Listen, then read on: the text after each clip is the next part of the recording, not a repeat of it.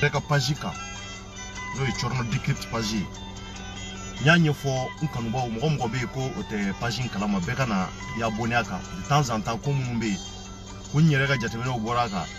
Mbe boka akli folu ke ulula ka wala lu ke ula. Nyere kanuba ni nyogon che. Donc c'est très important. De temps en temps anga to ka bo anga fem fo fem mumbe ko abi jamana ku ka. Ko mumbe ko abi jamana kono. On mungo ko on yokno fundilo e kanda kanga sama wanja ko le danda sama nanda masama ami ke ba fo fitir wali ami ke ba fo anga bara munni anya ledu takamba ke kanyati ka ala waliya ni wati na mbi fuli bla awye ayra nyeba la titre la nyema ka munzebe toutes mes félicitations à mon koro Rasbach ni oy Mohamed Yusuf Bachili ka sababu ke farabugu suro nyaka émission la ni oy aka jemuka grand dossier ni alaye alame mbora fe ni fen chama me ala munye dabali ba munye ndese ka suno ko suro muna mi Rasbach féliciter mina do ole la ko wala awye nkanu baw ani ka fara mo bi kan lajebi chorno dikitira pajika aya partager c'est très important mbe nkoro ke sebe fo ni oy papu jaray chorno dikit pajika dam no dam ne ndanyina wala nyuma donke ka nyeshi nkoro sebe mbalma sebe tiri sebe ali njenyo sebe ma Mbada mene papu jarla ni ali architecte Comet Blanchi la ba fuka wala nyumando fuli bla ni reka directeur Sanouma ni o Yusuf Mangara ani Cheikh Yani Jara mu fuku wala nyumando ni reka assistant belebele ba maraka fama Mamadou Jefa ba fuya ka wala nyumando o bi Amerique jamana na wati na ka chorno le nga fuli bi bloy mi Dawda jakte fo depuis yan fuli la Dawda mu nabi ka jeklu basigi chorno decrypt na kanuba beye yan fuli la amba foyi ka wala nyumando ka foka jakti ali bi alaka kanu ton mi ronche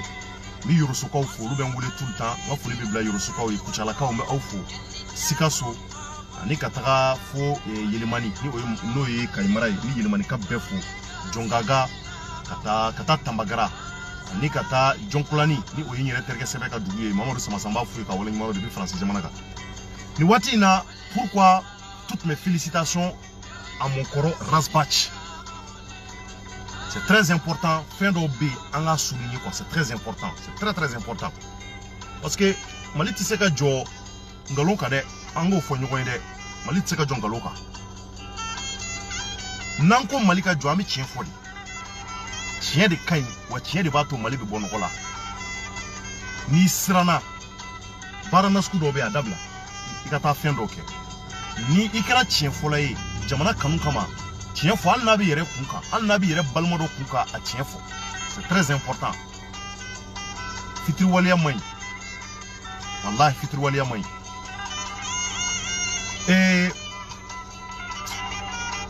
Mali jamana baye beba do on ga jamana on bi diku muna bi on da mériter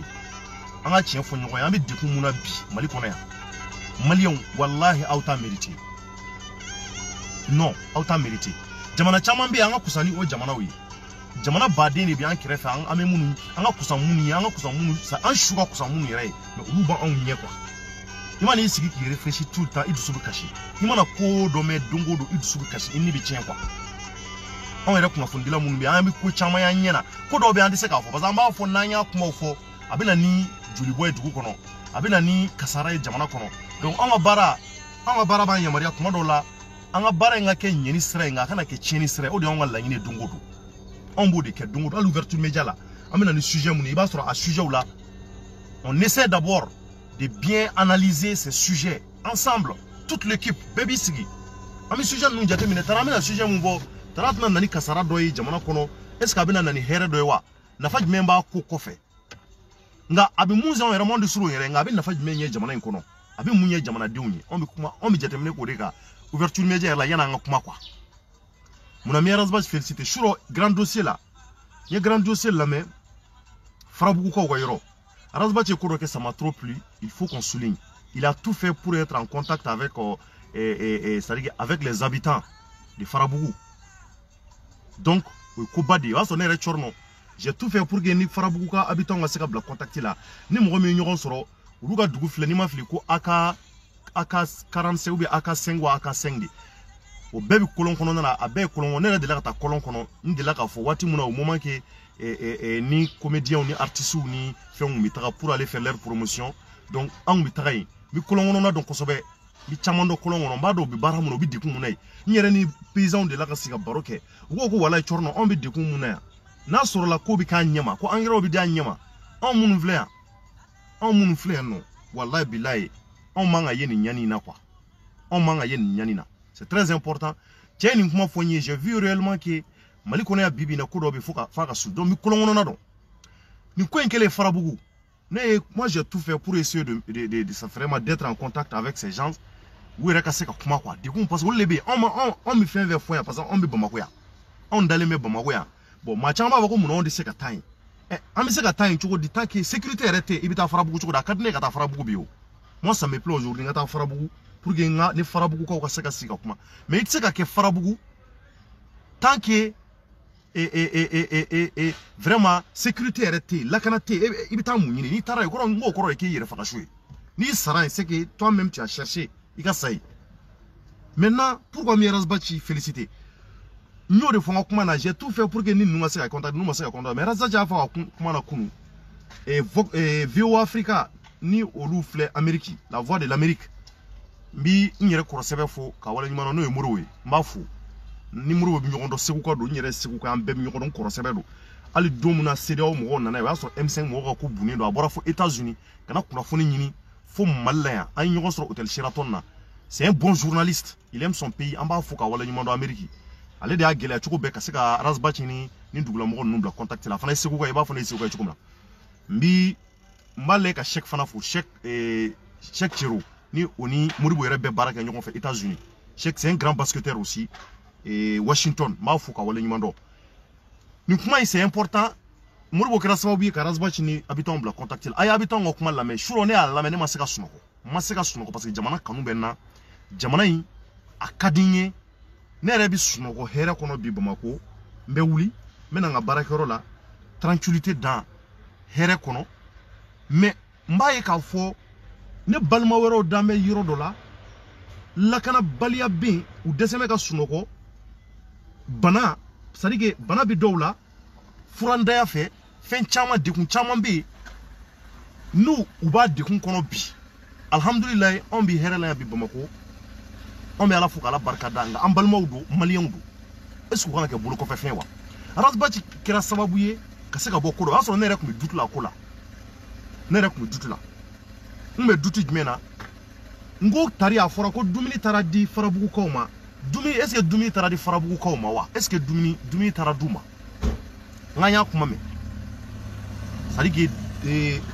an y'a ye sɔrɔdasiw yɛrɛ ka page officielle kan on sait que DIRPA de bi u ka communication caman kɛ an b'u bɛɛ fɔ k'u wale ɲuman dɔn u bɛɛ ye kunnafonidilaw ye olu de talen don sɔrɔdasiw ka kunnafoni di hokumu kɔnɔ donc DIRPA mɔgɔw je sais que olu de bɛ communication ninnu la passer pour que mɔgɔw ka faamuyali sɔrɔ a la maintenant o DIRPA kelen an b'a dɔn n'i y'a ye communication dira c'est que olu de ka wulikajɔ y'a kɛ nka réellement an bɛ se ka mun fɔ est-ce que a fɔra ko dumuni mun taara d'u ma ko suma mun taara d'u ma suma nasugu jumɛn don surɔ de ne y'o de dɔn Razbachi ka émission na o de la n ko n bɛ Razbachi féliciter maa caman bɛ kuma bibi in na mɔgɔ caman bɛ fɛn caman fɔ bibi in na il faut que i ka enquête kɛ pour savoir mun de b'a ko kɔfɛ Rasta Moribo sababu la Rasta sera ka habitant ninnu sɔrɔ n'u kumana téléphone a y'u ka kuma lamɛn dɛ u ye kuma fɔ kuma ba don dɛ mɔgɔ bɛ yen ko jamana b'i dusu mɔgɔ bɛ yen k'i bɛ hinɛ mɔgɔ bɛ yen k'i bɛ miiri n'i ye ninnu kumakan mɛn i b'i yɛrɛ ɲininka on est dans quel pays an bɛ jamana nasugu jumɛn kɔnɔ Rasta ye cɛ ɲininka ko tari an y'a mɛn ko suma taara di aw ma an y'o mɛn suma mun n'a taara d'aw ma a bɛ cogo di a ko tiɲɛ don ko kɛsu nana di u ma ko kɛsu k'u ye kɛsu bila ka na avion fɔlɔ mun nana a ye kɛsu fili ka jigin u ye kɛsu ta nka ko kɛsu kelen bɛ yen k'o cira kɛsu fila la u y'a dayɛlɛ n'i ma fili k'u y'a sɔrɔ malo bɔrɔ 50 kilo de b'a kɔnɔ k'a ni makɔrɔni den 61 wa makɔrɔni den 60 joli mais n ko n bɛ k'a lamɛn n ko n farakasi de cɛra ne ye ko bɛɛ kɛ pour que n ka se ka ninnu sɔrɔ n ma se k'u sɔrɔ nka n kɔrɔ y'a sɔrɔ a m'a fɔ ne yɛrɛ y'a sɔrɔ u ye nin fɔ ça m'a étonné et puis cɛ ko o kɔfɛ ko filanan wɛrɛ nana tuguni filanan mun nana u nana ni kɛsu wɛrɛ k'o kɛsu fana bila o kɛsu fana kɔnɔ malo bɔrɛ min b'a kɔnɔ ne ma fili 50 kilo ka t'o di farabugukaw ma cɛ ko a ka kɔrɔfɔ la émission na surɔ ko farabugu n'i y'a lajɛ ko olu ko vers 8 ɲɛ kelen o de sera ka bɛn duden bɛɛ ma vers 8 de y'a lamɛn tebi min vers min malo y'o de tata ka t'o de distribuer village bɛɛ il y a plus de 3000 habitants là-bas hein cɛ nin fɔ n kamana gɔnna yɔrɔ jumɛn na i b'a dɔn wa o ye avion bɛ se an ka avion bɛ se ka wuli cogo di an ka avion bɛ se ka wuli kérosène de bɛ kɛ avion na ka avion ni avion ba wuli ka taa malo bɔrɔ hali malo bɔrɔ 10 tɛ malo bɔrɔ 200 tɛ malo bɔrɔ 300 tɛ ka avion wuli malo bɔrɔ damadɔ kama makɔrɔni bɔrɔ damadɔ kama c'est ça qui m'a étonné o de ne kabako ne t'a dɔn o bɛ se ka kɛ cogo mun na o ne t'a dɔn o bɛ se ka kɛ cogo jumɛn jamana yɛrɛ kɔnɔ an bɛ jamana mun yɛrɛ kɔnɔ ko vraiment an ko Mali kura an mɔgɔ bɛ Mali kura la ne hakili la n'a fɔra Mali kura bɛ bɛɛ de concerné a bɛ minnu bɛ duguba kɔnɔ ani minnu bɛ burusi kɔnɔ dugu la d'ailleurs an bɛɛ ye burusi kɔnɔ mɔgɔ de mɔgɔ bɛ duguba kɔnɔ i b'a sɔrɔ i source bɔra burusi kɔnɔ de burusi kɔnɔ mɔgɔw ye jamanadenw de ni Mali kura fɔra a kan ka bɛɛ de concerné olu fana kan ka Mali kura nafa de sɔrɔ olu man ka to bolo kɔfɛ fɛn na n'a fɔra dugu minɛ bɛ plus de 15 jours maliyɛnw a y'a jateminɛ dɛ ko tile 15 cɛ y'a fɔ a ka kɔrɔfɔ la sur émission na k'a bɛ tile 15 bɔ dugu minɛ bɛ dugu minɛnen don olu bolo olu kɔni min maɲumantɔ ko na sugu bɛɛ la u t'a dɔn ko bɛna ban cogo min na bon c'est vrai an ka analyse nana bɔ mun kan parce que an y'a ye k'a fɔ même RFI yɛrɛ kuman'o kan RFI yɛrɛ ye o kuma in kun tigɛ o y'a sɔrɔ an fana kun bɔra o kalama an kɛlen ka wuli ka jɔ kɛ ka taga ko in ɲɛɲini sanfɛ mais tant que i ti farabugu yɛrɛ kɔnɔ i tɛ se ka fɛn fɔ o parce que fɛn bɛ fɔ Bamakɔ yan an bɛɛ hali sɔrɔdasi minnu b'a kuma fɔ minnu b'a ko ɲɛmɔgɔya la ani an balima minnu bɛ yan minnu b'a ko fɔ yan nɔ an bɛɛ bɛ duguba de kɔnɔ yan mais n'i yɛrɛ bɛ farabugu i bɛ réalité wɛrɛ i ɲɛ na i tɛ mun dɔn donc n'i ye farabugukaw yɛrɛ sɔrɔ olu mana mun fɔ dɛ o de ye tiɲɛ donc o bɛ se ka kɛ cogo di dugu koli bɛ plus de 15 jours tiɲɛ don an y'a mɛn k'a fɔ de ko stratégie peut-être ko stratégie dɔ de bɛ ka bɔ k'an ka sɔrɔdasiw bɛ jabali stratégie b'a la ka bɔ ka jateminɛ kɛ mun b'a to hali n'u taara don k'u bɛ taa bamanci ninnu kɛlɛ ni o ye jadisiw ye k'u gɛn ka bɔ dugu kɛrɛfɛ dugu la mun b'a to ka se ka lakana ɲuman na farabugu kɔnɔna na k'a tɛ se ka ɲɛ fo stratégie ɲɛnama de ka bɔ o stratégie ɲɛnama bɔli la n'u ma ɲɛ n'u ko k'u bɛ attaque kɛ cogo dɔ la a bɛ se ka kɛ dugukɔnɔmɔgɔ dɔ bɛ to a la dugukɔnɔmɔgɔ dɔ bɛ sa la o ye tiɲɛ ye sɔrɔdasiw b'u ka ko kɛ cogo dɔn bɛɛ n'i ka baara formation de bɛ k'a ko kan nka tile 15 jamana jumɛn kɔnɔ ne t'a dɔn stratégie bɛ se ka labɛn cogo jumɛn tile 15 kɔnɔna na dɔgɔkun kelen tɛ ani dɔɔni tile 15 15 jours o 15 jours si kana kɛ pour a fɔra fana ko laadatigi minnu bɛ yen diinɛ ɲɛmɔgɔ minnu bɛ yen olu de ni bamanci ninnu bɛ négociation na ko négociation bɛ ka kɛ mun b'a to fo ka bɛn ka k'a la lafiya ka don a la nin ko in ye kabako ko ye dɛ fo ka bɛn ka k'a la ni maa ninnu jamana ka taa nin burukɔnɔ dugu in koli ta aw fɛn ni fɔkɔ bɔn kɛra la ko n'u sɔnna k'u ko bɔn aw sɔnna sa an sɔnna an bɛnna donc a y'a ka baara kɛ an b'aw to yen walahi bilahi n bɛ kuma kelen fɔ aw ye u y'u ɲɛ donnen o dugu in na wa u t'a dabila a mɛn o mɛn u bɛ segin ka na tuguni wa nin ye farabugu ye nin mun kɛra farabugu la plus de 15 jours solution ma ɲɛ ko stratégie bɛ ka bɔ ka jateminɛw kɛ ka se ka taa farabugukaw libérer ka se ka taa ale ka jadisiw gɛn ka bɔ yen nin ye farabugu ye donc nin b'a yira est ce que nin di misali dɔ ye nin bɛ se ka kɛ a bɛ taa kɛ jamana wɛrɛ la a bɛ se ka kɛ burusi kɔnɔ dugu wɛrɛ la kɛ farabugu mana bɔ yen turu bɛ yɔrɔ jumɛn na turu bɛ dugu jumɛn na tuguni ni farabugu bɔra yen u bɛ t'u ɲɛsin min ma farabugu ni sogolon ka surun farabugu ani dɔgɔfiri ka surun parce que dɔgɔfiri ye fila ye mun bɛ maraka dugu la o tɛ nka ɲɔnɔ ta in i bɛ bɔ dɔgɔfiri de ka se u ka maloforoba dɔ ma ne sera yɔrɔ ninnu na yɔrɔ ninnu ye maloforo sɛnɛbaw de ye an ka cɛdenw de bɛ yen bamananw u bɛ sɛnɛ kɛ ka malo ganbiya ka sɛnɛ k'a ɲɛ kosɛbɛ ka anw kunnawolo n'a ye ninnu bɛ nin dugu ninnu de la a bɛɛ ye kolon kɔnɔnaw de ye i bɛ nin ji in tigɛ pɔn mun bɛ u ni yɔrɔ in cɛ y'a fɔ a ka kɔrɔfɔ la ko pɔn de bɛ kɛ sababu ye olu bɛ se ka bɔ o sira fɛ ka t'u ka baaraw kɛ ni pɔn tɛ yen a bɛ n'a fɔ sira tigɛliw la sira minnu bɛ yen o ye kungo kɔnɔnaw ye o kungo kɔnɔ n'i tɛ duguden i tɛ se ka tɛmɛ o fɛ wa hali o tɛmɛni yɛrɛ c'est très dangereux actuellement parce que bamanci ninnu kɛmɛ ka dugu in koli u bɛ yen u dalen don kɔnɔna ninnu de la yen u fana bɛ k'u ka stratégies bon non bon ni Arasbachi grâce à Arasbachi raison pour laquelle mi Arasbachi félicité grâce à lui au moins an sera ka cɛ in kumakan mɛn an sera ka u duguladenw kumakan mɛn donso kuntigi de kumana a y'a bɛɛ fɔ ko kɛra cogo min na ka walawala sama étonné a tilal'o la a ye duguladen dɔ fana ɲininka o duguladen dɔ fana ka kɔrɔfɔ la o y'a yira k'a fɔ ale yɛrɛ kɛmɛ ka foyer mun ta a foyer bɛ taa ko foyer 40 dɔɔnin na foyer 40 ani dɔɔnin o de b'ale bolo yan ko furaw kɔni banna ka ban docteur mun yɛrɛ bɛ infirmière mun be mun mala ka occuper banabaatɔ la ni munun banana ani muso kɔnɔma munun be ko docteur ko fura te parce que fura be bɔ duguba de kɔnɔ ka taa butu kɔnɔ na o ni sira tigɛmɛ dun fura ni sira tigɛlen do fura bi bɔ sira jumɛn kan sisan ka taa olu sɔrɔ RFI fana ko a ka kɔrɔfɔ la o kuma ye tiɲɛ RFI de la RFI a fa ka kɔrɔfɔ la dɔgɔkun tɛmɛnen u ko ni ye farabugu ta k'a lajɛ ko bɔrɔkɔw bɔgɔndɔrɔkow bi siraw la ji kɛmɛ ka yɔrɔ in koli c'est pas facile que yɔrɔ in na i ka se yen facilement parce que bɔgɔndɔrɔko be samiya surtout an bi samiya la bon samiya de la hali kɔlɔn kɔnɔ yɛrɛ hali ni samiya tɛ kɔlɔn kɔnɔ na ji bi walakata ka taa kɔlɔn kɔnɔ surtout ni samiya sera o bɛ kɛ sababu ye u bi danni minnu kɛ malo minnu da o malo ninnu u mago bɛ jɔ ji la parce que n'i ko malo yɛrɛ ka ɲɛ o ye ji de donc kɔlɔn kɔnɔ u b'a la ka dingɛw de sen ji bɛ se ka don dingɛ minnu kɔnɔ ka taa walankata malo forow ni ɲɔgɔn cɛ pour que malo bɛ se ka bɔ cogo min na donc o kɔnɔna na kɔlɔn kɔnɔ na ni waati na n'i taara kɔlɔn kɔnɔ jagoya i bɛ taa sɔrɔ ji kɛmɛ ka yɔrɔ bɛɛ minɛ o ye tiɲɛ ye soso fana bɛ kɛ yen kosɛbɛ a waatiw la parce que yɔrɔ in n'a kɛcogo u yɛrɛ dege b'a la bon maintenant ko bɔgɔndɔrɔko minnu bɛ yen o bɔgɔndɔrɔko kɛmɛ sababu ye an ka faamaw ni forces armées maliennes an ka cɛdenw an ka sɔrɔsiw an ka cɛgɛlɛnw k'o olu kɛmɛ sababu ye olu donni ma nɔgɔ ye o sira la u doncogo ma nɔgɔ ka se ka sira in tigɛ ka don a ma nɔgɔ bon anw bi c'est à dire que sɔrɔsiw ye jamanadenw de ye farabugukaw fana ye jamanadenw ye maintenant kuma mun bɛ ka fɔ farabugukaw bɛ tile 15 kɔnɔ fura ma sɔrɔ k'a lajɛ bɔgɔndɔrɔko mun bɛ yen k'a kɛmɛ ka sira bare n'an ka sɔrɔsiw ma se ka tɛmɛ o kuma olu bɛna to o la ten wa tile joli kalo kelen wa u bɛna kalo kelen k'o jɔ yan'o stratégie ɲɛ ka sɔrɔ wa ni ne ye jamanabaw ye wallahi ni ne ye jamanabaw ye tile 2 y'a cayalen américains bɛ avion dɔ ta dɔrɔn ka taa maa ninnu tirer k'u bɛɛ faga yen ou bien ka taa ko dɔ kɛ ou bien sɔn n'a sɔrɔ négociation min kɛ sanni b'a sɔrɔ o négociation kumaw banna a mɛnna anw bɛ sunɔgɔ la dugu mana jɛ an bɛ dumuni dumanw dun Bamakɔ yan anw lafiya bɛ yan ninnu bɛ mun na yan nɔ ala n'a kira de b'a dɔn an b'an ka ɲina ninnu kɔ dɛ maliyɛnw farabugukaw bɛ mun na ala an kana ɲin'u kɔ n'a sɔrɔ k'i balima dɔ bɛ i tɛ ɲina wallahi n'a sɔrɔ k'i somɔgɔ dɔ bɛ dugu in na i tɛ ɲina fiyewu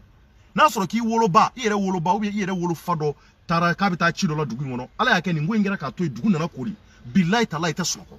aw k'aw bila u place la bana i bɛ sunɔgɔ cogo di tile 15 a fɔra ko bamanciw kɛmɛ k'aw kori aw yɛrɛ bɛ dugu mun yɛrɛ kɔnɔ jamana mun yɛrɛ kɔnɔ ko jamana ba maliba ko mali kura nana maa kuraw nana mun ye i bɛ kana ka cɛw golo ka bɔ yen ko mɔgɔ kuraw nana sa olu bɛna lajɛ ka kow dilan kun ye o ko yɛrɛ daminɛ kɛra nin ye olu bɛ yen maɲumantɔ ko la u t'a dɔn nin ko in bɛna ban waati o waati u t'a dɔn cɛ ko a ka kɔrɔfɔ la arasibasi ka émission la surɔ ko jatigɛ dɔw yɛrɛ bɛ u jatigɛ mɛ musow bɛ kasi u jatigɛ mɛ u t'a dɔn ko in bɛna laban cogo min na tiɲɛ don ni kɛlɛ nana bunte kɛlɛ mana bunte cogo dɔ la anw ka faamaw ni ninnu cɛ a bɛ se ka kɛ balle perdue bɛ taa parce que bɔgɔsow don balle perdue baliw bɛ se ka don cogo dɔ la ka taa mɔgɔw sɔrɔ ala k'an kisi o t'an ka laɲini nka a ko man ka mɛn fo ka se nin degré de ma ne kɔni bolo a man ka se nin ma quoi minnu bɛ yan cogo mun na dumuniw bɛ ka ban cɛ ko a ka kɔrɔfɔ la k'u y'u ka misiw n'u ka baw parce que hali ni ko gɛlɛyara i b'a sɔrɔ minnu gardelen don a bolo balo minnu garder m'aw bolo ni ko gɛlɛya cogo cogo a b'aw défendre olu ye yanni kalo damadɔ cɛ yanni fura ka sɔrɔ a la mais cɛ ko balo tɛ yen k'u y'u ka balo k'u ka jigiɲɛ u b'a fɔ yɛrɛ ko jigiɲɛ u ka jigiɲɛ so malo bɛ garder yɔrɔ mun na ani ɲɔw bɛ garder yɔrɔ mun na ani saɲɔw k'u ye yen bɛɛ jeni u ye yen bɛɛ jeni pewu walahi k'u y'a bɛɛ jeni ko balo foyi t'u bolo yen o kɔfɛ ni malo ni ɲɔ ni saɲɔ ninnu tagara au moins ba ni saga min misi min b'u bolo u na to k'olu fa k'ale ka dibi kɛ k'u yɛrɛ nisɔndiya n'o dibi ye ka to k'o sogo dun nka ko baw n'o misiw ani o sagaw u y'olu fana bɛɛ de cɛ ka taa n'u ye k'u taara n'u ka sagaw n'u ka baw bɛɛ u taara n'a bɛɛ ye a bɛɛ grâce à Razbach hier soir ne bɔra nin kala a y'a sɔrɔ moi j'étais en train de faire tout n bɛ ka investigation kɛ pour que n ka se ka contact parce que a yɔrɔ contacter ma nɔgɔ ni dugutigi denkɛ n y'o de ka numéro sɔrɔ dugutigi denkɛ à travers mafu ni mun bɔra ko jabi à travers jabi de y'o kɛ parce que jabi ninnu mana ka dugu olu bɛ bɔ sogolo olu ni yen ka surun maintenant n ye dugutigi denkɛ wele k'a wele m'a sɔrɔ pour que an ka se k'a bila mun de bɛ aw minnu yɛrɛ bɛ yen a bɛ ka kɛ cogo di dɛ parce que an kɔni bɛ ka kumaw fɔ yan à travers des correspondants à travers maa wɛrɛ minnu bɛ yen aw minnu b'a dugu kɔnɔ ni mun bɔra aw da kɔnɔ maa se k'a fɔ ko ye nkalon ye surɔ o de bɔra cɛ dusukutigi da kɔrɔ surɔ a ye ne kamana ne ma se ka sunɔgɔ surɔ o ne kɔni bɛ se ka kɛ cogo di comment est-ce que dans un pays comme le Mali an bɛ ka Mali kura mun fɔ Assimi Goïta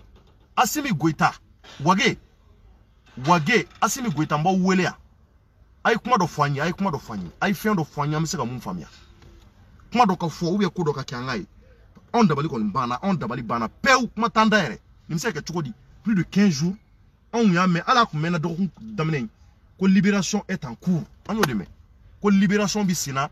jihadu subi ka gen abo yoro ina suro che a fo wa so ratma ko kaya wole le 20 octobre o kunyo kuna sini mardi donc jawo kuma ere tekni ne a fo ala émission kono ya odongo ne ni je faka sigila anya fo ango on de se ka daw kuma ina parce que amaye ou yere ka page officielle ka na mu yaye ou yere ka page officielle ka fo maintenant farabu libération mi ka ke jihadu subi ka faka am se ka andishi goshina ka kuma ko ka mais on de se ko fo on ya me bololo wero kati on dit que Daoula tant que Dougla Moro m'a confirmé, Dougla Moro mais tant que Dougla Moro m'a confirmé, on dit que va tiendo, mon libération de quelqu'un watin, on dit ce qu'on fait, on se fait chokoli, au kuma foda banda. Donc Assimi Goïta et il est vice-président de il est quel nyedon, il est kalo chama ke Congo kononana. Au forle do kele la abi ko nyedo américain on a formé ka nyokosobe. Oh, au kofe tuni wage yere chedinyi ya presile do armée kono. Ay fin do fanya me se ga mon famille. An nasro on fayere an bayere olu te farabugu nga mamunu mi far chokoro mamunu an musoro bamu farabugu an balmawdu an fawdu awo an fawdu an nasro an fayere o ten an fawdu parce que malien du bamana nga fo ni mi ke sababu yala kan gishi olu yere labanga na ta muruti u ka dimu ka fo bo okuma komi degu an min degu ina sécurité kan na kana an deme bo allaba an yere na yere nyini saw an yere na fura nyina nga kola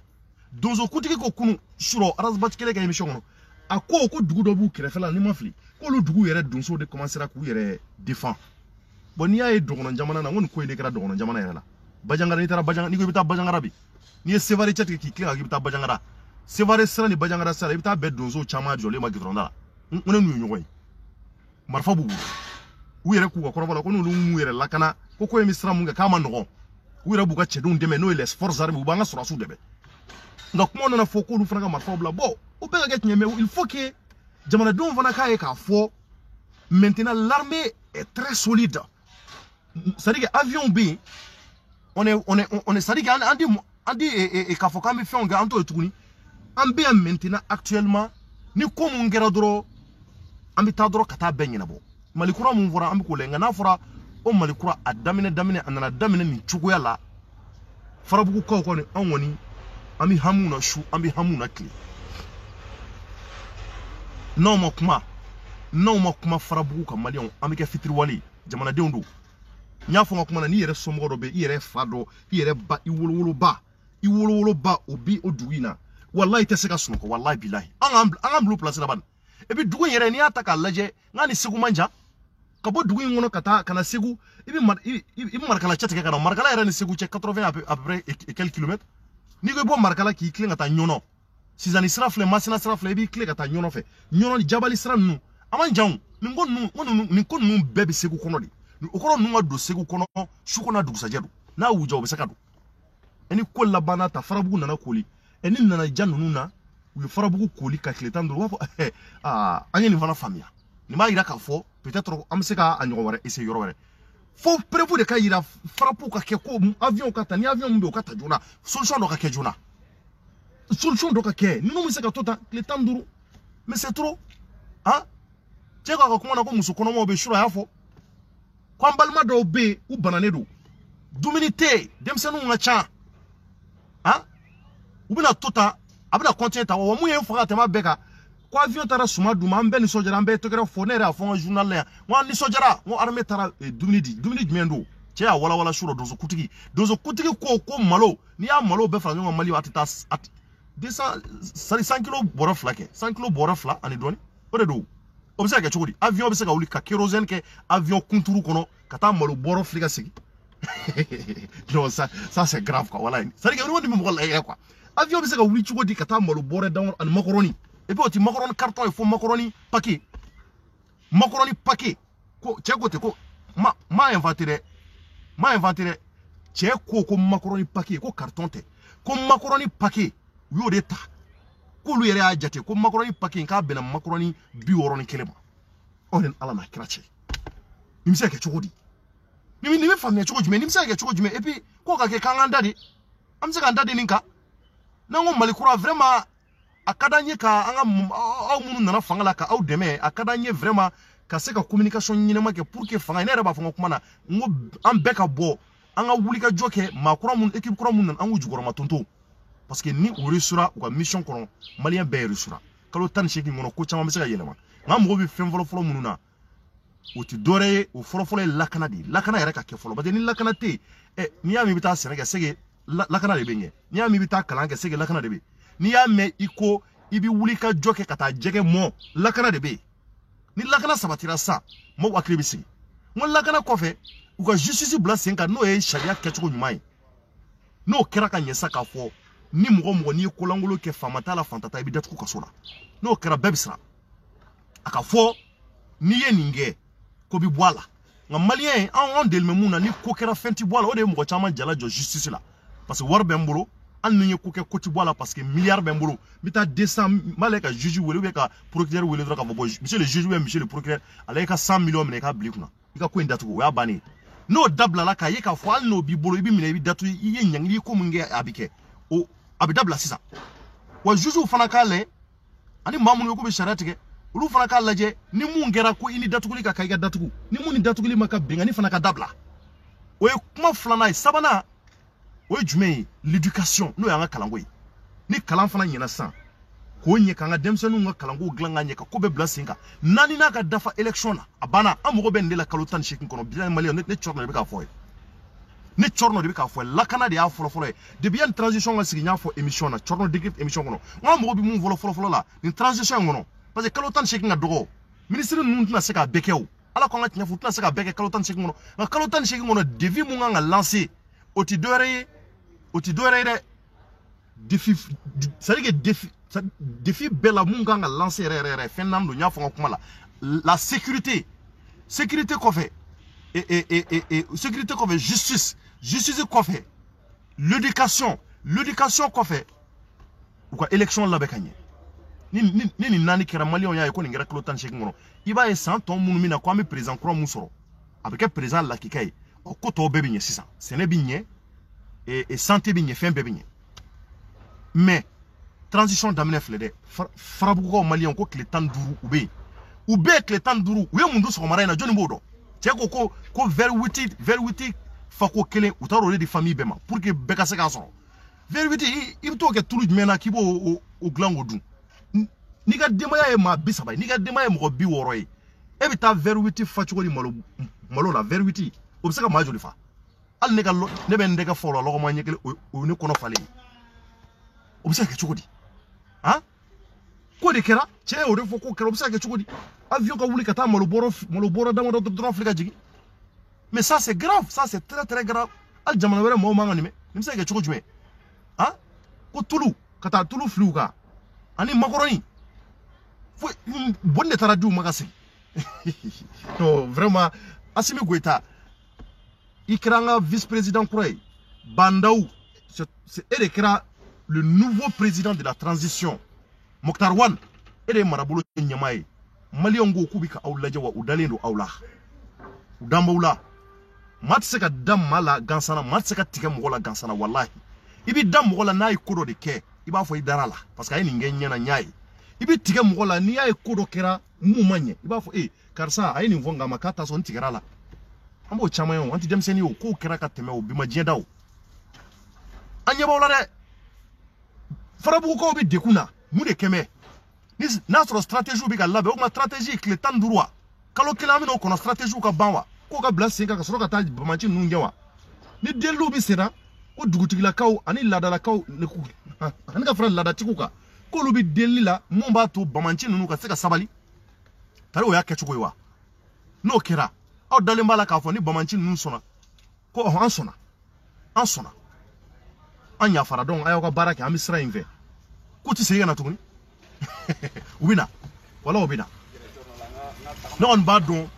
anw filaw ne ye fila ye parce que a fɔra ko maa minnu bɛ nin fɛ ko filaw k'an balima filaw don an y'o de mɛn kɔrɔfɔ la ko dɔw y'o fɔ ne yɛrɛ ye fila ye ne b'a dɔn bɔ anw filaw fɛ yen moi je suis du Fouta Toro anw filaw fɛ yen anw marakaw fɛ yen silamɛya filɛ an ma kulonkɛ k'a la o nka bɛɛ n'i ka faamuyali kɛcogo don anw filaw fɛ yen nɔ anw filɛ anw ni bamananw ni bozow ani dɔgɔnɔw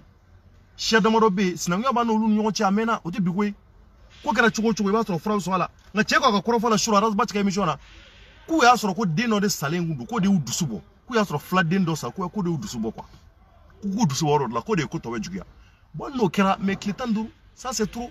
plus de 15 jours solution ma sora olu dalé do ngam nangu be kaso de la nu be kaso de la kaso munu yere ma nyini yere mo sigina nu ku ngado ko ni be sam ta tro olu be bulla kata ah ça ta tro be bulla kata ah non bon et quand ni manangolo do le et quand ni manangolo do le ko c'est très simple de mobiliser vous les faux journalistes pour aller libérer Farabougou bon et quand ni manangolo kuma le go amani ka jabilu ke me kuma le be manangolo do ko kuma I kamara be gonga pour aller libérer du mec. Comment vous avez fait sécurité il va là pour aller libérer. Quel journaliste va aller se suicider là-bas? Journaliste du même attaque il joue nos 4 s'il n'y a pas la sécurité là-bas. Oh, journaliste qui a la caméra na ka micro, il biti jo sécurité tu yoro ki bita kuna foni ni saro la mo mi fayi yere faka. Ni bita yoro la ka ta fenge no sécurité bi. Journaliste munu bita guerre ke yoro la. Wa soro journaliste ni soro de bi danyo soro de bu wule wa fo bo ay tu kan ngata. Gilet, il sera mar, il sera gilet du là. Il bi tuko. Au cas sécurité donc mino ini munu minyo fait ah sécurité do minyo fait mais sécurité tiro muna mamu ya bala ko lulla kana me ko sora suti ka se e va voke bi ta pour aller libérer les qui bi to lu libérer ala che afa ka kuma la je fa assalamu alaikum itorga gere salige ni mai ameni kunche nyo fait quoi parce que c'est très important che afa ka kuma la ka lere balma do be shuru arasbat ka émission na ngumi arasbat fuka wala mando grâce à lui nyani me parce que ne ko mo be na mena depuis quoi ingera amika ko abiton wule era kibala anyu ko abiton wule ku amase ka mo jonjon soro mais rasba sere ka dunzo kuti soro Dieu merci ama nkoro fu ya ka wale nyuma don ani chasiri ani bara ala ka keshi juguma ala ka konye ka nyenye jumu numba ko ala ka keshi ubema abi chasiri muna ka do faraka no foni nyinni kono na fenjama mi bwa ko no mo masigi munyi voilà suro che ko akoro bola kala ere balma do bi ko tara kungo kono na ka tara kungo kono kabeta barake kama dafati kuye kise bulala ndoro ni émission la kuye kise bulala ka bulla oya mamu ma dafa obulla o oyo ka duguye ko ya solution ko ka kise bulala me ku ma so ningola ka kuma la ko munu yekuna fondiye kanga wuli kanga ta libéré ko na ngansigia anga ta libéré on debitaye andi dugumundo ibi klenga ta dugumuna sra mun tege me kibiti joko Farabougou mali envelé Farabougou bi Farabougou ko envelé no aminu nyinga bamanju bita ambedo nyoko ne amita ku were kire udala ere umasigini munyi ngoko be kana kli joledi on bi blanga chedonde ko les forces armées maliennes on bi blole ko na ya isa ko suraso ko bokolu bi kata on fana be karama ngo bo amitu ko o la li bal perdu so ba fo moins anga chedon kumi mais anga chedende e bamanju be nu ye soro ubi kantike ubi keka to la di billahi dot c'est do la do ku suka caméra nu ga téléphone ko fe muyu daso ko jodoro ka fo ku daw ka glanga umso krefe doro ka kuma baw fo kuma fo le kadio nga akewale manoko sino an chan enne chamange andara fon fendugu nunaw fladugu nunaw ko c'est andara fladugu la hein le gouverneur de la région de Mopti no ye monsieur Cissé Abdoulaye Cissé ni mafli antara fa ya reçoit aya ni soja andara Dialoubé on est parti à Dialoubé fladugu la matsaka sembi mais on dara parce que ya me kanga cheri roba yoro la andara yuwaru krefe dugu do be ko wala do bozo dugu baro do ndara on taray kele wati boni ane carrière kata c'est parce que anya me kanga sura subi o laminu na malgré que amaru kufa kam obe mais antara an do kan yere kata bajangara kabo bajangara krefe dugu be ko koro andara ana mbalma dono yi dono c'est pas facile kana kuma ça kana kuma ka maintenant le problème c'est quoi Jeffra mumi bolo ka farane ka kuma ka comment est-ce que on nzigi me kanga cheru ko kuma do fanye asini goita ka fin do fo anye ou ka bo ka fin do fo Mokhtar Wane ka bo aka fin do fo anye parce que ni wora do fana bina fo ku sigira amame ka me ka koroto amba to kalo fla de ka se folo ka so ka solution nyini na ou bien odebike al na so le ministre kuma sigini ni ngengera moi je pense que les secrétaires généraux ngolu be no okodi la pour que ka se ka ni kodo kera jamana ngo ya ministre ni fo ngasigi ulu ka se ko débloquer mais o jamana bi joko parce que ko mo do masigi ou bien baradam nena ni a semaine ngile baradam dam nena il y a 2 semaines en voilà deuxième semaine na et nous met de kuna il y a plus de 15 jours fin di ka fo où era ta do mumbe amu yo mume enne ku mume ko stratégie bi ka labe ko ko tse ka green keti parce que sur la souko ko ka do l'armée c'est la grande miette armée tse ka fe na ko be ki enne bo kala maw nga ni stratégie mume ka bo stratégie mena donne non c'est clair ou bien boula mamede trop même et 15 jours ngo memede ni Amérique ou bien ni France ou bien ni Tchadien les frères Tchale ou ka avion do ta ka passer en versant ou ba wuli nu na safa be fe parce que tiere ko kuma la kutu dugu kono ku bi dugu kerefe dugu ndila u ka fe nu kerefe la ko jiboro ko bi yoro ma ku dame ni ni u bi jigi avion numbe o de kama o avion be ni straté avion bi passant vers de o ka jigi ou avion tambulo blé kaba wodo ni avion on mamla amako do tara ko malodi ko avion tara malodi chorno malo tara de to comme na nganga siga c'est-à-dire fendo de ben quoi je faka do fode ne kon kamana gono parce que ne kamana suro ne ba saka suno ya nga kuma di ma ne ma suno suro we ene ngo cheko ko doko ka le kemeka foyer 45 foyers ka le kemeka ko de en charge o 45 foyers kono o majuli o mabza ta ma kemena ko ma kemena ba le ka du kono ale ka mun la kana oh ale refa na siro est-ce que atna desewa na ma de me atna deseya o ko dumini ta do mu yen fakati ma beka cheko ko avion ko nana dumini duma ko kesu saba ko kesu fola chira ko bu nana avion wore avion do fana nana pandunguni ka dumini flika jiguka o ko dumini mu nana ko ni ataka le ko malo boro malo 50 kg te ya o nyogona saba o tuna 100 kg et quelques on est à 200 et quelques kilos là oh ni ko gibot la 3000 personnes 3000 personnes ni ko ibok là o ti tokaje arasba chere chenyi ko ma yin ngla chukodi ko temi veri on a bité mi alte ta enva veri re muna re na fara ko malo bi ko kono o ti saya o bi saka kya temi veri kono malo bi saka ta temi veri ko ka to di demayama no dare man ne bo ta ka to dinga kono ni nga shoma ko suka de o bi saka chuko jume hein mais ça c'est et puis moyen dabali ba aussi dabali bango ide kérosène bi ke avion de la katane akla essentiel de avion là kérosène de ta ta wenda so nga avion ni gazole ni essence de bukala bon ne comme ne ta nyedo ne kon ve woni avion ko ni d'abord kérosène de bukala ko no be odete oh mais avion bi se ka panjugo di sani duguche kata molo boroni e sukoro doni ani ka faratulu ani macaroni jefaka ni ma dofo son jabu ne faya ne ko ngamana gona dofo juna mali o nyaba no chorno me dofo mi fo il faut len ko fembe ala me ba bela jelen fo mo ala me chorno décryptique ambe bela jelen fo wote menen ko fe chorno foli belebele ba amba la ja encore orange bâtiment c'est-à-dire malien fléné quoi chorno malien familial ga gele ko sobe sinon ne rebe siga fo ngo y a pas quelqu'un au Mali qui est plus cohérent que Arasbach wallahi billahi chorno le gars il est c'est-à-dire que il est cohérent mais ni ma famille it siga famille sinon billahi Arasbach est cohérent bon comment mon ngoni boada koko chorno mo be fendo fo ko Arasbach ko kuna tumbe ka karsa de défense bi avec karsa non c'est-à-dire Arasbach be ni ye man minke domuna ni ini tanu minga kan chorno abe boka fiye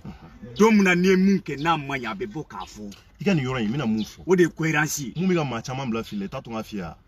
mo bi ga kewalo ni ko jago te kewale te sa kuma mi boati gida imai ala yara ba fo wajuru kelaw mu me wajuru ke abi fo wajuru kela ikana wajuru kela do yara ba fo ikana on mina an jogo makoyi mu mi boada ibo de mine ala mu vo mi ko de lasi kuma mi bo ale da kono il fait des recherches ka se ka kuma o lasi bon nazo al na le ta kewalo kewo ou bien nazo ara ko do kewo o ya ka vie privée mu me mo intéressé kuma mi ka boada parce que ale enquête ke ka investigation ke pour que ka se ka ta change zoro aya akoni ko do ke pour que on no fundilo fana ka se ka bo kalama o be bara no ko yere bulu o de kan féliciter o de kan apprécier c'est ça un bon boulot on a ke nyango ça torno kaba ko do nume mum fone dawal de ba o be soit bu akuma kange mi ko ne Arasbach be gan bege ka be gan kule de ke pour que sura suka wele gambla maga fendama e torno joni nga balo be ala de bulu an wo Arasbach o ani mo mun bo fo ani ma bega balo be ala de bulu ma ci siga ma balo ala de be balo et ni ayambe sura su interpeller torno c'est normal parce que ni Mali dendo be deguna akaka anga boka fo c'est normal nego M5RFP kerira mundela de ama fo de ko Mali dendo degunendo wa ko sobe ko na ma wuliga jo sabati ko Mali tlato do an nawa o de fora oh nego farabugute Mali do ye wa Mali do muna mo ma fara nyonga M5 fara MP4 wa ube jumentado munu go kube sura su yere soutenir muna ma fara nyonga chorno ka boka ta boulevard de l'indépendance be muna utisi ka ta manifester ka fo sura su ma ko ambalmo be ga sa farabugu donc na fara ko mais au dongo Choguel yere intervention do Africa la o ne faraw un Choguel qui dit que kulube ku sigide ko ka transition tagabolo la jëm won nubulu donc ulu ka kele kun kunte ka fo ko jamana de ulu ku mega kele ke ko place ko de chorno donc vu que ulu ma ge premier ministre ou ma ke président de la transition donc ulu bu sigide ka transition la je o kore mu na tiena ulu ka sirata la na nyana ulu ka sirata la chorno u kanga bo M5 kanga bo ka ta boulevard de l'indépendance la ka taga yira ka fɔ ko farabugu kaw k'u minɛlen don an somɔgɔw de don n'i y'o fɔ mɔgɔw b'a fɔ ko wayi ko Ogosagu ni fɛnw kɛra cɔrɔnɔ Ogosagu taw kɛra a bɛɛ y'a ye o est ce que delila k'a ye ko Ogosagu minɛra ko ka une semaine ou 2 semaines k'a minɛlen b'u bolo mɔgɔw tun bɛ na de u bɛ n'u ka kojugu kɛ u bɛ taa k'a ta kabiri 2012 waati min na opération Serval nana Mali kɔnɔna la ka na mɔgɔw dɛmɛ a cɔrɔnɔ o opération Serval kabiri 2012 fo ka na bila bi la Mali yɔrɔ tɛ yɔrɔ mun minɛra ko dɔgɔkun 1 kɛra k'a ma bila o ma deli ka kɛ fo ka taa se dɔgɔkun 2 ma a ma deli ka kɛ donc n'o fɔra mɔgɔw ye mɔgɔw t'a ɲini k'a dɔn n'o fɔra mɔgɔw ye mɔgɔw t'a ɲini k'a faamuya u bɛ wuli n'u ka manamanakanw de k'a fɔ k'u bɛ lagosi kumaw ta k'a ɲɛsin mɔgɔw ma an tɛ olu lamɛn Sorasi ninnu filɛ de cɔrɔnɔ farabugu bi an bɛ dɔgɔkun joli la a bɛ ɲini an bɛ ɲini ka na se a dɔgɔkun 3nan ma halisa terroriste bɛ yen mais bi tɛ alamisa n'i y'a ye an bɛ jigin Sorasiw la dɔwɛrɛ tɛ dɛ cɔrɔnɔ ils ont été alertés kunun an yɛrɛ ye cɛ ka kumakan mɛn Arajba ka émission na ko kabiri maa ninnu nana olu de ye Sorasiw wele k'a f'u ɲɛna k'a fɔ ko bon an minɛlen don banbanciw fɛ a ye n'a ka fɛɛrɛ sugu bɛɛ tigɛ ko Sorasiw ko an y'a mɛn an bɛna welekan bila sanfɛla ma n'u ye mun fɔ n'i y'a ye u b'a fɔ ko sira tɛ yen ko mɔgɔ tɛ se ka taga ye cɔrɔnɔ ko mini bɛ placera jadisiw donna ye ka wagati joli kɛ hali ni e yɛrɛ de don cɔrɔnɔ ni jugu donna e kan fo ka taa fɔ ko jugu k'i sigi k'i installer ka ɲɛ jagoya de don a bɛ fɛɛrɛ sugu bɛɛ latigɛ walasa ale bɛ se ka lakana cogo min na mais u don wagati u donna wagati mun na n'o wagati kaburu an ka Sorasiw alerta n'o kun taara sisan b'a sɔrɔ u tun ma mini placer fan bɛɛ ko dɔw bɛ an k'olu tiɲɛ fɔ o tɛ foyi tiɲɛ ka fɔ foyi tɛ tiɲɛ o la u ye temps de ta ils ont pris du temps avant d'intervenir raison pour laquelle les djihadistes là se sont très bien installés an k'o kuma tiɲɛ fɔ an k'o kuma tiɲɛ fɔ o tɛ foyi tiɲɛ an bɛ mun fɔ Asimi filɛ nin ye Asimi yɛrɛ vice président a ka rôle tɛ foyi ye ko sécurité fɛn fɛn tɔgɔ ko lakana Asimi ka rôle ye o de ye an tɛ se k'a faamuya ko e ka rôle ye lakana ye ko lakanabaliya bɛ ka commencer ka ampleur dɔ sɔrɔ olu Sorasiw yɛrɛ ye mun fɔ ko n'i y'a ye u ye wulikajɔw sabati ka M5 mɔgɔw ka baara tɔ laban ko dɔwɛrɛ tɛ dɛ ko M5 RP mɔgɔw tun bɛ kɛlɛ mun na k'olu yɛrɛ au sein de l'armée même ko ça n'allait pas maintenant aw de bɛ toronu na aw Sorasiw de tun bɛ ka sa fɔlɔ la n'i y'a ye olu Sorasiw yɛrɛ nana bɛɛ tɛgɛrɛ f'u kun dɔwɛrɛ tɛ dɛ parce que an y'a ye de k'a fɔ ko kɛlɛ Sorasiw de nin bɛ ka to u bɛ ka minnu ni fɛnw touchelen don kosɛbɛ Sorasiw touchelen don donc an ko sisan Sorasiw yɛrɛ nana n'u yɛrɛ nana cɔrɔnɔ RLA olu yɛrɛ sisan olu yɛrɛ ils sont en face des affaires a tɛ maa wɛrɛ bolo koyi a bɛ Sorasiw yɛrɛ de bolo donc o de y'a to maliden fanba parce que an y'a ye k'a fɔ ko politicien ninnu filɛ nin ye cɔrɔnɔ ils ont été incapables nin wagati bɛɛ u ma se ka Mali bila sen kan parce que n'i y'a ye Mali donna nin kɔlɔlɔ bɛɛ kɔnɔ parce que an ka politiciens de échouera il faut reconnaître ça les politiciens ont échoué depuis l'avènement de la démocratie jusqu'à nos jours politique échouera maa min jɛra n'a ye o i jɛra n'o ye n'i ma jɛ n'a ye o i ka jɛ n'o ye politique Mali politiciens de Mali ci cɔrɔnɔ Mali politiciens de Mali ci Mali kalanko ka tiɲɛ Mali politiciens de don Mali sécurité ko ka tiɲɛ Mali politiciens de don corruption ka kɛ jamana kɔnɔ fantan ni naani bɛɛ lajɛlen na Mali politiciens de don donc n'i y'a ye jamanadenw bɛɛ lajɛlen wulila k'a fɔ k'u bɛ tugu Sorasiw ninnu kɔ ko politiciens ka bɔ yen kɛ dɔwɛrɛ tɛ parce que maliden bɛɛ jɛlen don a kan k'a fɔ ko nin politiciens minnu filɛ nin ye olu de ye jamana in bila kɔlɔlɔ la donc n'a ma ɲɛ ko Sorasiw ye relais ta cɔrɔnɔ olu de bɛ affaire la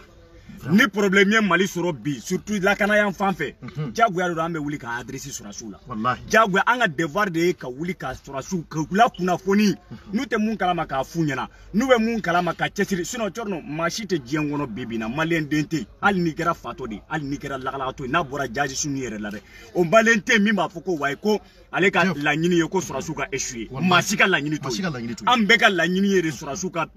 triompher parce que n'i y'a ta k'a lajɛ Mali Sorasi Mali armée kɔnɔna la cɔrɔnɔ bɛɛ ka denbaya bɛɛ ka mɔgɔ b'a la famille tɛ Mali kɔnɔ maa min ka mɔgɔ tɛ Sorasiya kɔnɔ ne yɛrɛ balima donc ni min ma ɲɛ an b'a fɔ de ne balima don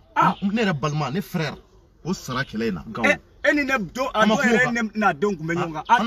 n'a den bɔra denw taara vacances kɛ e cɔrɔnɔ yɛrɛ de fɛ yen ne mana miiri o la so ka kasi a ye ne wele a ko cɔrɔnɔ seliba sera n bɛ fɛ n ka denbaya o bɛna taa seliba kɛ n fɛ Gawo u bɛna taa seliba mun kɛ n fɛ Gawo n bɛ fɛ i ka t'u bila an ka duba la fura bɛ ɲini mun b'a to ka se ka taa Gawo o dugusajɛ bɛɛ k'u bɛ ka taa dumuni di la u bɔtɔ u filɛ ka attaquer bon a b'an ni tɔɔrɔ quoi n'an y'a ye an ka maaw sara la an balimaw sara nka n'o kɛra n'i bɛ fɛ yɛlɛma de ka don a la pour que o ɲɔgɔn wɛrɛ kana kɛ yɛrɛ yɛlɛma ka don an kuma kun tɛ dɔwɛrɛ ye yɛlɛma ka don ko cɔrɔnɔ n'i ye mɔgɔ ye ka wuli ka kule ni y'a ye bɛ ka kule k'a fɔ ko a y'aw togo dɔn nin fɛn jugu in bɛ yan fɛ nin fɛn maa si ka aladeli tɛ fɛn jugu ye n'a kɛra n'an kumana o tɛ kojugu ye ni kumana dɔw bɛ wuli manamana kan fɔ la dɛ n'a y'a bɛ ka nin bɛɛ kɛ dɛ nin kɛkun de pour que a ka tugu surasiw kɔ de surasiw ka wari d'a ma n ka n terikɛ a y'aw hakili sigi ka jɔnni o jɔnni bɛ diɲɛ kɔnɔ maa tɛ se maa kɔrɔ ala de bɛ se bɛɛ kɔrɔ ala ye nin o nin da ala ye wo da hadamaden na ala de b'a balo maa si tɛ se ka maa balo maa si tɛ se ka maa balo i bɛ se k'i seko de kɛ maa ye mais i tɛ se ka maa balo bilahi maa si ka balo tɛ maa bolo donc n'an ye fɛn mun ye k'a man ɲi a ka kan ka bɔ an ka fɔ n'an ye mun ye k'a ka ɲi a ka kan an ka bɔ k'a fɔ an ka bɔ k'a fɔ maliyɛnw ye k'a fɔ ko nin lawale in bɛ ka kɛ nin ka ɲi kojugu walasa cɛsiri bɛ se ka bonya walasa minnu n'a ɲɔgɔnna kɛli ka kan olu fana ka courage ta k'a kɛ mais ni min man ɲi n'an m'a fɔ n'an persistera o ko kan cɔrɔ maa wɛrɛ de bɛna tila ka taa ɲɛbɔ o kojugu fɛ tuguni ka tila ka baara lawaleya donc an ka ko tɛ k'a fɔ k'an bɛ surasiw lagosi jamais an tɛ surasiw lagosi bari sabula n'i ye surasiw lagosi a bɛ komi an y'an yɛrɛ bakun de lagosi mais ni ko mun kɛra n'a man ɲi ni ko mun kɛra k'a fɔ ko tɔɔrɔ ko de don a ka kan an k'a fɔ an bɛ k'u alerter de an bɛ k'u alerter de an bɛ k'a fɔ de an bɛ k'a fɔ mɔgɔ minnu bɛ situation mun na cɔrɔ a ka gɛlɛn musow de bɛ yen muso kɔnɔmaw presque u jigi waatiw sera cɔrɔ a dɔw bɛ ka jigi ten cɛkɔrɔbaw ni musokɔrɔbaw de bɛ u bɛ ka sa ten fɛn caman de bɛ ka kɛ donc mɔgɔ minnu bɛ kumaw ni fɛnw na an t'olu lamɛn an ka baara de ye ka mɔgɔw la alerter an ka baara de ye ka kunnafoni di mɔgɔw ma situation bɛ cogo min na k'a ɲɛfɔ mɔgɔw ye sinon a to k'a fɔ an bɛ yan ko an bɛ yan ɲini ka gɛrɛ mɔgɔ dɔ la fɛn non bi an yi 32 de b'an da kɔnɔ cɔrɔ an balola ka na bila bi la an balola cogo min na maa t'a dɔn dɛ wallahi an bɛ ala fo k'ala barikada an bɛ ala de fo ka barikada n b'i yɛrɛ fo voilà n b'i yɛrɛ fo ni ne kun bɛ n bolo k'a fɔ n b'i yɛrɛ fo ko in ma ban an bɛna tila ka tɛmɛ n'a ye non siga t'a la cɔrɔ émission bɛ bi wulada in na inshallah kuma bɛ an b'a bɛɛ fɔ yanni n ka don kuma la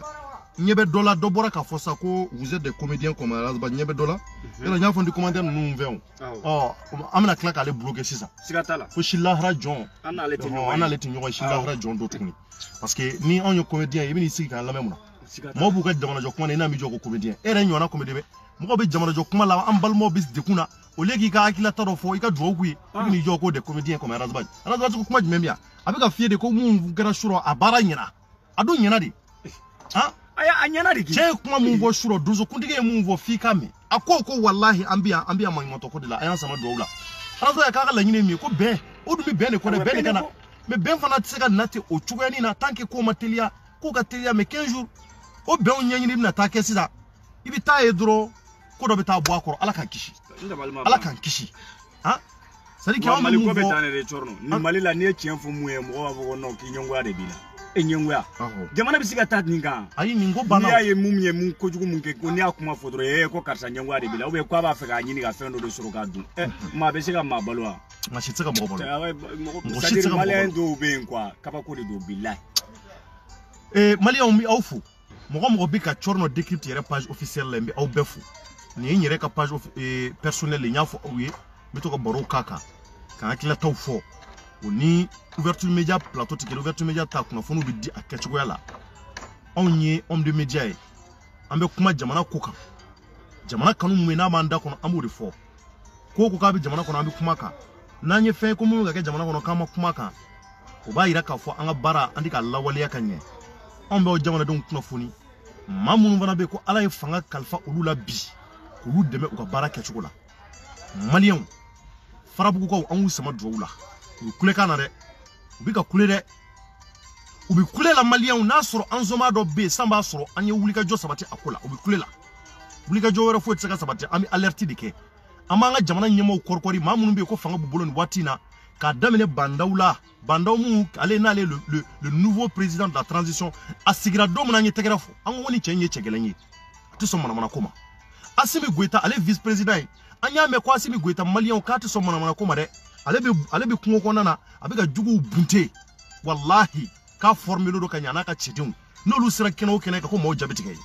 wa Assimi Goïta de vice président ye Assimi Goïta an ɲɛ b'i la a ye fɛn dɔ fɔ an ye farabugu ko kan an bɛ se ka mun faamuya a ye kuma dɔ fɔ an ye anw dabali bannen don anw minnu ye aw kanu aw na wagati k'a yira k'a fɔ aw na cogo ɲɛna an bɛ dugawu de k'aw sama dugawu la a ye kuma dɔ fɔ a ye fɛn dɔ fɔ a ye ko dɔ kɛ an ka ye an mago bɛ ko dɔ la bi tile fila in na rapidement farabugukaw kumana su rɔ an y'a lamɛn an kɔrɔ Arazba cɛ ka émission na ne cɔrɔnɔ tun bɛna kasi n dabali banna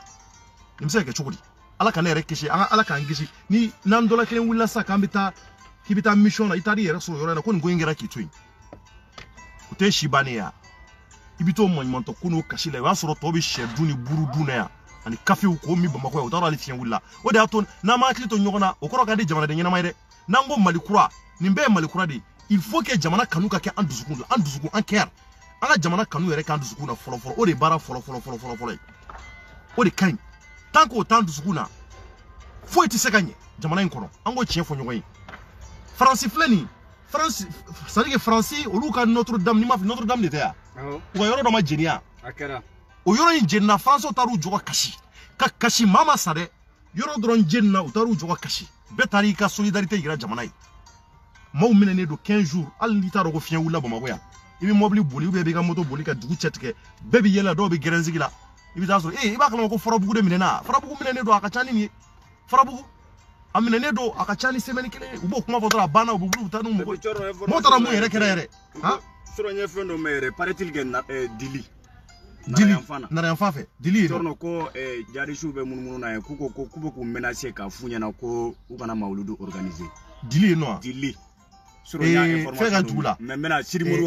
Modibo Kane ka dugu la n bɛna weleli kɛ ka ko ɲɛɲini k'a lajɛ parce que a fɔra ko jarisiw bɛ ka munumunu na yen fana n y'a mɛn ko yɔrɔ in yɛrɛ filɛ nin ye ko jadisiw bɛ yala la yen ka ca mais an bɛ mun fɔ jadisiw ye parce que a bɛ se ka kɛ jadisi dɔ bɛ k'an lajɛ an bɛ mun f'u ye u k'an lamɛn ka ɲɛ u ka sabali Mali ye bere ta ye anw ye silamɛw de ye yadi kafiri jamana ye Mali yɛrɛ filɛ nin ye Mali silamɛ ka ca n'a chrétien n'a animiste ye o malgré que nous sommes un pays an bɛ jamana laïque de kɔnɔ an ka jamana filɛ nin ye an bɛɛ bɛ balima an bɛɛ bɛ fana an b'u ka sabali sa sinon El Hadji Omar Tall ye kɛlɛ mun kɛ walasa mɔgɔw ka don silamɛya la cogo olu tɛ se k'o kɛ dɛ olu tɛ se k'o kɛ o ayi cɛba joli joli bɔra Mali kɔnɔ minnu ye silamɛya lafasa Buye fa lajɛ Cheikh Amawula an b'a fɔ ka waleɲuman dɔn Buye ɲɔgɔnna silamɛ bɛ mais a da bɛ jamana ko la Buye kɔfɛ a lajɛ Siri Modibo Kane yɛrɛ mun filɛ n'o ye silamɛba ye a tɔgɔ bɔlen don Agib Jire Segu olu tɔgɔ bɔ mɛ olu ye silamɛbaw ye u ye silamɛya lafasa Mali kɔnɔ yan donc jadisiw ka sabali sa n'u ɲɛ b'an na u ka Ala n'a kira kama u ka sabali u ka an ka cɛdenw u ka sabali u kana an ka cɛdenw agresser ka kisɛw c'u la n'importe comment ka kisɛ ci dɔrɔn ka boli k'u yɛrɛ dogo u ka sabali sa an tɛ se ka continuer ta Mali ye silamɛ jamana de an bɛɛ bɛ fala an bɛɛ bɛ bala siya kɛlɛ mun fana n'a b'an ka jamana kɔnɔ u ka sabali siya kɛlɛ ti yan bozo ni fulaw ni marakaw ani kɔrɔbɔrɔw de bɛ lawale an ka tabiyaw bi yan an bɛ ɲɔgɔn bonya an bɛ ɲɔgɔn respecter jamana in kɔnɔ yan u ka sabali an b'u deli anw ka jamana ka di kojugu Mali kɔnɔ e k'a lajɛ tubabuw kun bɛ bɔ fo nanzara jamana na ka na anw ka Tombouctou consulter n ko don min na e taara Casablanca kɛrɛfɛ dugu dɔ bɛ yen an taara yen u ka denmisɛnninw ka kulonkɛyɔrɔ dɔ bɛ yen denmisɛnninw bɛ don jeux minnu kɔnɔ k'u pan sanfɛ walayi bilayi an taara sɔrɔ restaurant dɔ bɛ yen a restaurant a sɛbɛn a kan ko Tombouctou dɔw ko hali Amérique yen nɔ ko Amérique dugu dɔ bɛ yen k'u b'a fɔ ko Tombouctou ma deli ka se yen nka dɔ y'a fɔ n ye n ko olu bɛɛ fierté de anw ma donc o b'a yira k'a fɔ an ka jamana ye jamanaba de ye u ka sabali anw mɔgɔ b'an ka jamana ɲuman de la u k'a lajɛ mun ye fɔ ka bɛn ye furaw ka se ka sɔrɔ a la jamana in ka se ka bɔ o de y'an ka laɲini ye Maliyɛnw an b'aw fo k'aw bɛɛ waleɲuman dɔn k'a fɔ Mali Ala k'a ja Farabugu an ka hakili to Farabugu la bɛɛ k'a fɔ soutien aux habitants de Farabugu bɛɛ k'u soutenir vraiment o de ka ɲi an k'a fɔ an ka sɔrɔdasiw k'u teliya u k'u tɛ n'u bɛ stratégie bɔ mun na hali u ka stratégie in laban bi wulada in na sa u su in na u ka taa cu maa ninnu kan u k'a yir'u la k'a fɔ ko molobala tɛ k'an na tugun quoi u y'o bannen Farabugu kow ɲanina u k'u ka se u ka sɛnɛ kɛ sɛnɛ yɛrɛ bɛna ban n'a fɔra olu yɛrɛ bɛ ni maɲumantɔ ko la ta nin ma nɔgɔ dɛ an bɛ dugawu kɛ Ala ka ko nɔgɔya Ala ka ko taa ɲɛ o de y'an ka laɲini su ni tile Ala ka ko ban an bɛ dugawu kɛ Mali Ala ka Mali taa ɲɛ merci à toutes et à tous Ala ka jamana in bɔ nɔgɔ la a k'an bɛn waati wɛrɛ ouverture média yɛrɛ bɔlɔlɔ sanfɛ Cɔrɔnɔ Njayi don ouverture média la ne ka fara Mamadu Jɛfaga kan a k'an bɛn waati wɛrɛ